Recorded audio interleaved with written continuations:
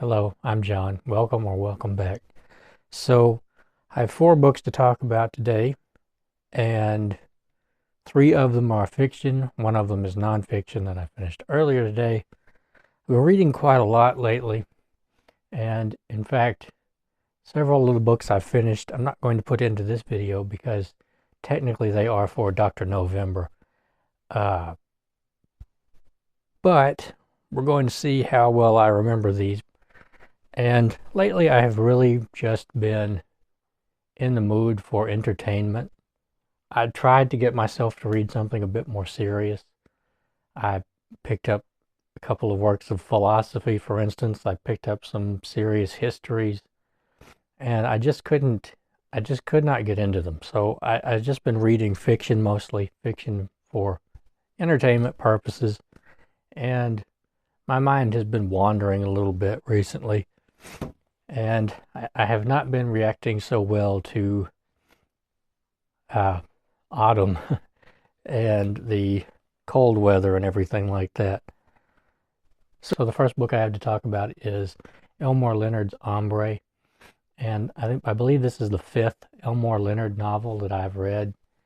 This is a pretty straightforward Western. Now on the cover here it says this was selected by the Western Writers of America as one of the 25 best Westerns of all time. And if that is true, I have to admit that I did not feel that this was one of the 25 best Westerns of all time. So what it is about, there's a young man who works for a stagecoach company we never really learn where this is. It took me a little while to learn or to realize that this is in the Southwest somewhere. It could be anywhere in the West, but it is in the Southwest. It just took about half the book for me to realize it was in the Southwest for some reason. But it is about a young man who works for a stagecoach company that the line that he works on is going out of business. So they're shutting this down. There had been a mine, the mine failed, and so there's going to be one more stagecoach out of town. But after that last stagecoach leaves, a doctor shows up, or well, he is a doctor, okay, but he wants a coach out. He and his wife, they want a coach out, but there aren't any more. But he convinces them. He says, "I'll pay you this much money." And so the man who runs this stagecoach line has a friend called John Russell, or an acquaintance named John Russell, and that would be him on the cover there. So the young man sees all this. We are, like I said, this is from the perspective of this young man, and he is not. I did not enjoy him as a narrator to this book because he was inexperienced and idealistic and not very bright. And so we have to see all this from his point of view. And I found him kind of obnoxious and wondered why Elmore Leonard put me through all that. But John Russell is of a Mexican and Irish background. And when he was a young boy, his family was killed by Apaches, and he was taken in by the Apache and raised until he was in his early teens. So John Russell is an outcast in this society, the late 1800s, and he himself does not know where he fits into society. He doesn't know if he is going to try to go back to Western society or if he is going to stay with the Apache. And the man who runs this stagecoach line, or this part of it, is trying to convince John Russell has inherited, and they just call him Ombre, by the way, but he has inherited a house and some land, and the man who runs the line wants him to go to this town and deal with this, whether to stay in the house and live there or to sell it or whatever. And for some reason, he takes more of an interest in it by far than John Russell does. When they're all getting ready to go on the stagecoach, a man shows up, and he's a really obnoxious bad guy who forces another man off the stagecoach at gunpoint or threatened at gunpoint, and nobody can figure out why he wants on this coach so bad. And the doctor convinces the man who's running the coach to take a shortcut because, well, what we learn is that the man who has forced his way onto the coach is, of course, a robber. He's a bad guy. And he and his band of thieves have discovered that the doctor is the Indian agent at the reservation, and that he has been embezzling a great deal of money that should have went to food and shelter and clothing and all that sort of thing. He has been sticking it in his own pocket, and he is now filthy rich and running away. And the thieves want to steal his money. And so they get down into this shortcut where the road is out and there is nobody around for many, many miles. And they proceed to rob them and abandon them. But they forget that John Russell has a rifle. And from there on, the thieves are trying to wipe them out, to blot out all trace of this crime. And John Russell is really the only one who is experienced in this kind of thing at all. But he is also a young man, and he is the same age as the narrator. And the narrator is both fascinated and appalled by him because Russell is rather self-interested. He doesn't seem to care about them at all. But so it probably sounds like I'm not doing a very good job of explaining this book, and I'm not. And it's because I didn't enjoy it, and I didn't like it, and I kept reading it hoping that I would enjoy it. And my trouble with it is that Elmore Leonard, particularly in his westerns, he did this frustrating thing that I don't understand, where he would have these characters who are supposed to be really impressive, really good gunmen, really good fighters or whatever. Maybe they're in a prison, they're rough and tumble guys. But they're always really seemingly naive, and they fall for the easiest tricks, and they do the stupidest things that I just don't understand. And this is all from my perspective, for instance, but I felt the same way. The last Elmore Leonard novel I read was Last Stand at Sabre River, and I felt the exact same way. And it's just very frustrating because I was thinking, like, he wouldn't do that. That character is not written that way. He would not do that. He is smarter than that. Why would he do that? And I don't know. Elmore Leonard's writing just sits really weird with me. And I don't know. I've read 5 of the books now, and I don't know if I'm going to read any more. I have one more. It's like a prison escape novel, and maybe I will read it. And if it is frustrating to me in that way, I think that I will just call it quits with Elmore Leonard, which, that kind of stinks, because I think that if it weren't for that quality, that frustrating quality, which I am not sure if it is Elmore Leonard's doing, or if I am the one trying to force my own expectations onto these characters. Like, you ever watch a movie and you're watching it and you're thinking, why did he do that? He wouldn't do that. That doesn't make sense, right? Like, that's how I feel when I'm reading Elmore Leonard's novels. I really like to get Shorty, but if I remember correctly, it has a couple of those elements also. Anyway, so the next book I read was The X-Files Ground Zero by Kevin J. Anderson. And this was pretty good, I guess. I mean, it is an X-Files episode in novel form. It's not an actual episode. This is a standalone. But it has all the elements of an X-Files episode. There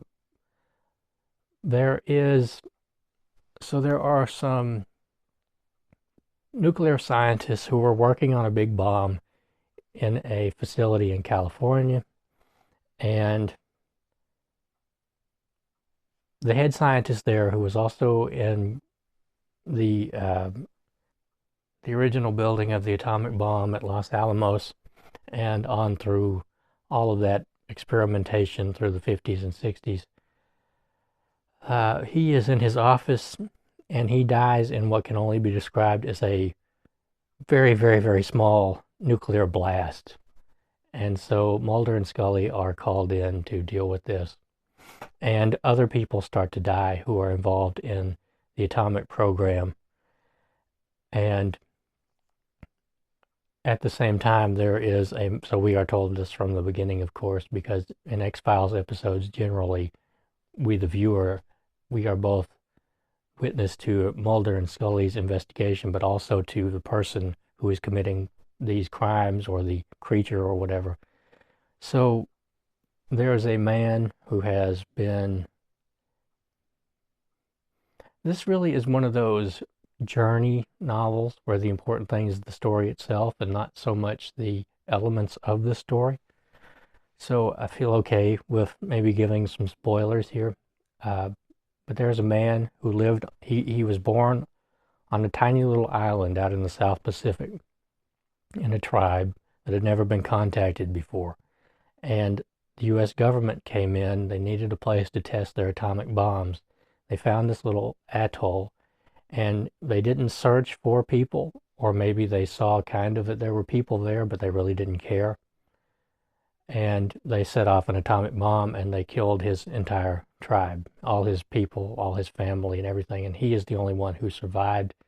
And the government, the government set him up in an orphanage and pays him money every month, but he is not acknowledged at all. This is one of the government's big secrets. But he wants revenge. So he is part of what is going on. And it will lead Mulder and Scully to tag along on the testing of a new weapon, which has been created by plans that came from nobody knows where. And the whole point of the new weapon is that it is supposed to have all the power of an atomic weapon, except it does not create radiation. And the man who is trying to stop it has got wind of this, and he is putting everything he can into stopping it through supernatural means, shall we say. And it's a pretty standard X-Files novel. It's a pretty standard X-Files episode, had it ever been made an episode. And it is a little bit over the top towards the end, which is perhaps why it was never considered as an episode, or maybe these novels weren't considered to be made episodes anyway. I don't know.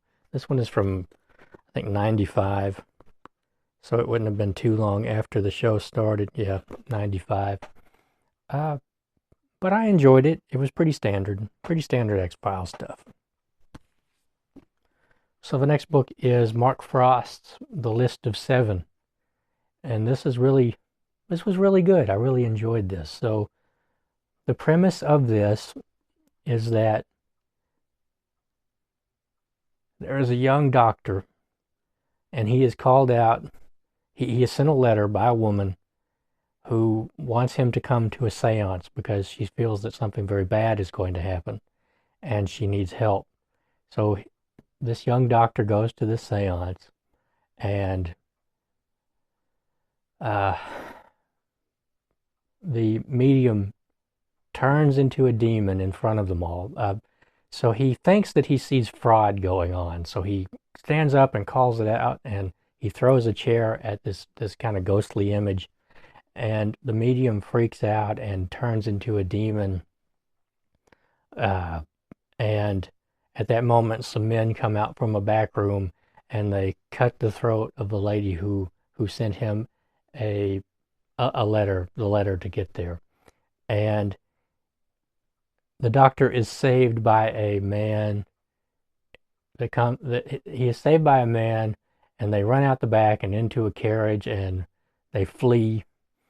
And of course, the doctor is Arthur Conan Doyle, and the man who saves him is the man who will become the inspiration for Sherlock Holmes, and he himself will become the inspiration for Watson. And there are some big twists and turns about what is going on. They start being pursued by these hooded figures. There are Uh, so this book goes a lot of different ways, and it's really done very well.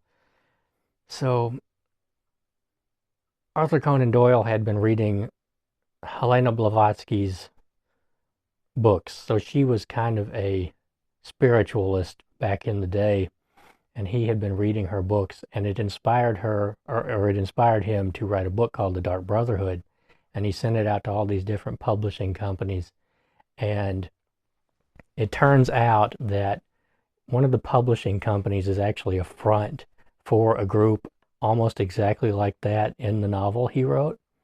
So they are really bothered that he knows all this stuff about them, even though he doesn't know anything about them.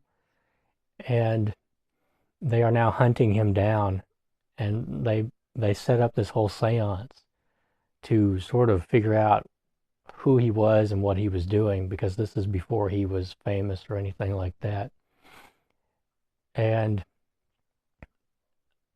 I'm not sure where to go, because we have so a lot of stuff that will make it into the Sherlock Holmes stories is in this book, or in this adventure, this made up adventure of Arthur Conan Doyle. So we have the woman who will inspire Irene Adler, and also perhaps Mina Harker uh, in Dracula. Was that her name? I hope so. It's been years since I've read Dracula or seen one of the movies, actually. It's been quite a long time. So there's also the man who will inspire perhaps both Moriarty and Sherlock Holmes's brother, Mycroft. Finally, I remembered the name, Mycroft.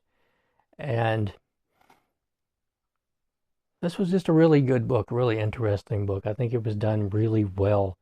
And I don't want to give away too much, because I think that this is one of those books that really should be read and experienced firsthand rather than having someone like me spoil it.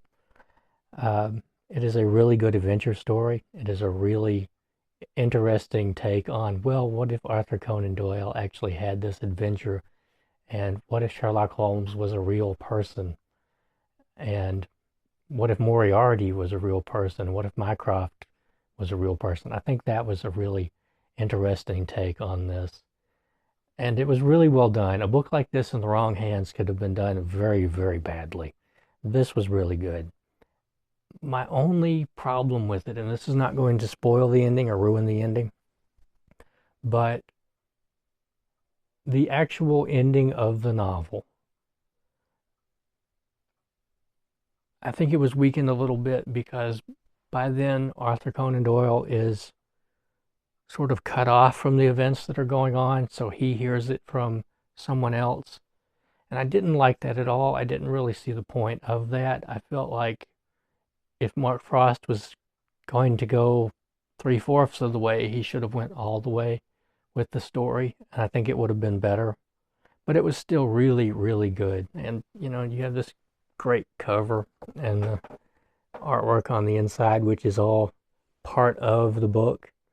And I don't know, I really, really liked this one. I thought this was really good. So the last book I'm going to talk about is The Children's Blizzard by David Laskin. I thought this was really good. There were some things I didn't quite care for, and I'll get into that in a moment. It wasn't a huge deal or anything like that, but it is kind of frustrating to me.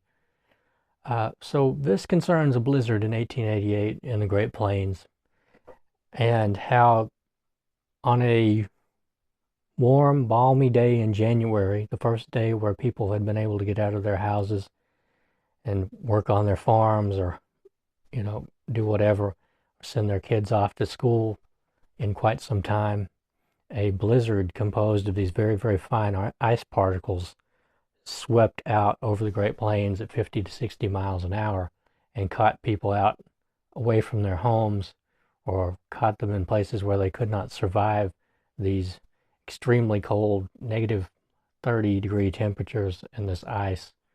And so they would be out maybe on their farm somewhere, and all of a sudden this blizzard rushed in, and then it was a complete whiteout. They couldn't see They said, well, most of them said they couldn't see their hands in front of their faces. It was it was unlike anything anyone had ever seen before. And so a lot of people wound up freezing to death 25, 30 yards from their homes. Or they would leave their barn to get to their house, which they've been living there for years. They should know the way back. They would get lost and wander off into the prairie and die. Or, well, one of the worst things was that all these kids had gone to school that day, and so the schools were not particularly well equipped to deal with something like this. So they decided, in a lot of cases, to send the kids home, and the kids would wind up getting lost in the snow and freezing. And just all kinds of awful things, really awful things happened, where 4 or 5 kids from one family would freeze to death, or an 8-year-old would get stuck in the snow or something of that nature. And it also talks about how some people were lucky enough to survive just by pure chance. They would just be wandering about, unable to see where they were going in these terrible temperatures with clothes not unlike what I am wearing at the moment, come to think of it. And some of them would hide in haystacks and survive. Some of them would lose their feet, their legs, their hands, their ears, and just all kinds of terrible things happened during this blizzard. And Laskin talks about he went and researched many of these families who were quite a lot of them were immigrants from I believe Norway, and quite a few of them were Germans who had moved to Ukraine for quite some time and then immigrated to the United States after hearing about how great the Great Plains were for farming, which at the time turned out to be only kind of true. The Great Plains are a rather unforgiving place. And, I was reading this book and I was thinking about, what was it called? Was it Timothy Egan's The Worst Hard Times, which is about it starts off with the big boom in wheat in the Great Plains, and then it goes through the 30s and the black blizzards. All this, the Great Plains had been tilled up to this extent where the dirt would rise into the air and sweep across the plains, and just like a blizzard except made out of dirt. So this was really interesting to me. I really enjoyed this, and it is also the story of the United States Signal Corps, which had been, it wasn't formed for meteorology, but that's what it was being used for at this time. And some of the people involved in that, in plotting these maps and these air currents and things like that, seeing where these storms are going to happen, and how basically it was not set up to help people. It was set up to help, well, not everyone. It was set up to help planters. And so even though this blizzard swept up out of nowhere and the Signal Corps really didn't do anything to say, hey, everybody, there's a blizzard coming, maybe you should go inside. What the people who were running the Signal Corps were mad about was that there was no warning for southern farmers whose beet crops were caught up in the draft of this chill. One thing that really kind of frustrated me about that was that even though we hear about these beet farmers over and over and over and the destruction of these crops, he never explains how these farmers would have saved their crops if they had known that this cold weather was coming.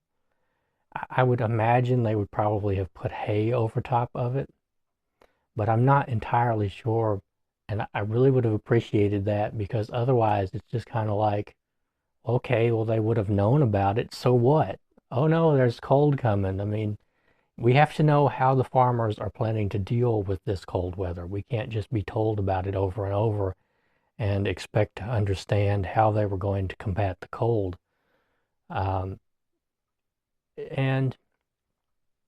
Laskin really tied that to a Gilded Age sort of mentality where a few deaths were not a big deal. What mattered was industry and commerce and progress and all of that, not so much the lives of immigrants or poor people on the plains. So I did enjoy this though. I thought this was really good. My trouble with it is that some of it is conjecture. So we don't actually know what was going through the mind of some of these people when they were freezing to death, but David Laskin provides their thoughts and their behaviors. But there was nobody around to see them. And even when there were people around, they tended to all freeze to death together. And now that is not true of the accounts where there were people who did survive, but it is an odd thing to me to write a book and to tell us what someone who froze to death all alone was thinking in their final moments, or what they were thinking as they were wandering through this blizzard. But I did really enjoy this otherwise. I like to read a book like this every now and then. And yeah, so that is all the books. I feel like I probably didn't do a very good job on this. I want to apologize for that. If so, um, I don't know what it is. Sometimes I will turn on the camera and I do a really good job of talking about books. And other times I sort of dread it and feel like I ramble a lot and miss a lot of points. And this kind of feels like one of those days. But I wanted to talk about some books, and yeah, so I hope you are still here, and I hope you will join me next time. And I want to thank you for watching, and I'll see you next time.